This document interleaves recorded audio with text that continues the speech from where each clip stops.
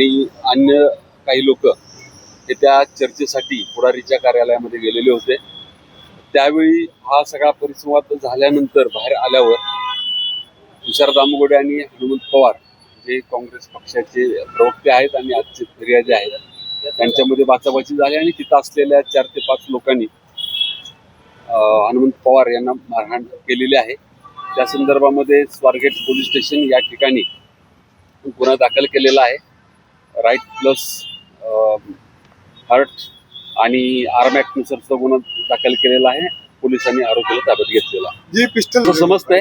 Licence रद्द होऊन आरोपीला ताब्यात घेतल्यानंतर याबाबतचा उलगडा होईल आणि गुन्हा दाखल झाल्यानंतर आर्मॅट लागल्यानंतर जी सर्व कायदेशीर प्रक्रिया आहे ती पूर्ण केली जाईल. जो आहे तो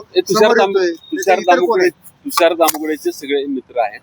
ते त्या ठिकाणी बाहेर थांबलेले होते आणि त्यांचे काय नाव आहे? ऋषिकेश परदेशी आहेत, त्यानंतर गौड म्हणून आहेत, नंतर गालफाडे म्हणून आहेत.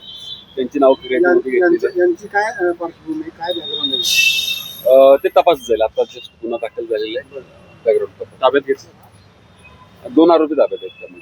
त्यामध्ये भाजप आता तपासात निष्पन्न होईल कोण कुठल्या पक्षाच्या संदर्भात आहे. पिस्तूल परवानाधारक असेल तसं परमिशन आहे का? स्वसंरक्षणासाठी बाळगता येईल, परंतु त्याचा गैरवापर करता येणार नाही. दिखावा करणं आहे का? म्हणजे कमरेला लावून त्यानुसार केलेला गुन्हा दाखल होईल का सर? परवाना